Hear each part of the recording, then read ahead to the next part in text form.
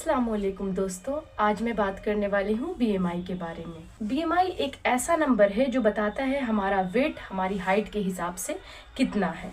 अगर आप वेट को लेकर कंफ्यूज हैं तो ये वीडियो आपके लिए है। बीएमआई का फुल फॉर्म होता है बॉडी मास इंडेक्स।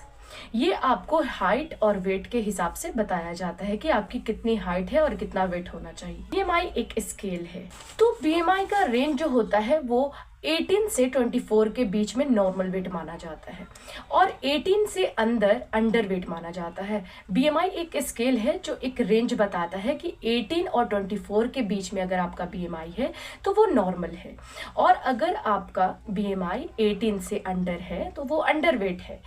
अगर आपका बीएमआई 24 से अबव है तो वो ओवरवेट है, और अगर बीएमआई 30 यानी स्केल बीएमआई एक स्केल है, उसमें अगर आपका 30 से प्लस है तो वो ओबेसिटी यानी वो एक बीमारी है जो फैटिग और बहुत जल्दी थकान हो जाती है।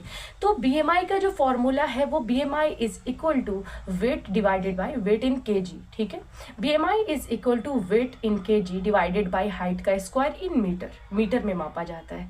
ठीक है, तो बीएमआई को हम किसी इंसान को देखकर बीएमआई के बेस पर हम किसी को जज नहीं कर सकते, क्योंकि रेसलर जो होता है उसका बॉडी मास ज़्यादा होता है एज कम्पेयर टू हाइट के हिसाब से, तो हम उसमें भी बीएमआई को अप्लाई नहीं करेंगे। सेकंड इज प्रेग्नेंट वीमेन में हम बीएमआई को अप्लाई नहीं करेंगे। थर्ड इज बच्चे में बीएमआई भी अप्लाई नहीं होगा। तो किसी के बेस पे, हाइट और वेट के बेस पे हमें ये भी जानना है कि वो कौन है, रेसलर है, प्रेग्नेंट वीमेन या कोई बच्चा है, इस बेस पे हम जज नहीं करेंगे। लेकिन इसका जो फॉर्मूला मैंने बताया कि BMI is equal to weight in KG divided by height का स्क्वायर इन मीटर। हाइट है, फॉर एग्जांपल मेरी जो हाइट है वो है 5 फीट 4 इंच और वेट है मेरा 60 kg। तो इस बेस पे जो मेरा बीएमआई निकलता है 22.9। तो 22.9, जैसा कि मैंने पहले बताया कि 18 और 24 के बीच में जब आपका रेंज आएगा बीएमआई का, वो आपका नॉर्मल है।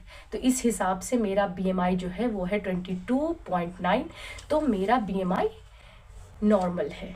तो आपको भी ध्यान रखना है आपकी हाइट और आपका वेट कितना है, इस हिसाब से बीएमआई कैलकुलेट कर लेना है और आप हेल्दी रहें।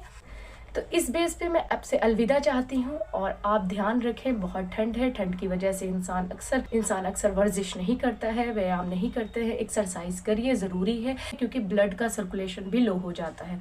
तो इस हिसाब से आपको अपनी बॉडी का ध्यान रखना है, हेल्दी खाइए, हेल्दी रहिए, फिट रहिए। ठीक है, मिलते हैं नेक्स्ट वीडियो में। अल्लाह हाफिज़, take care of your self, bye bye.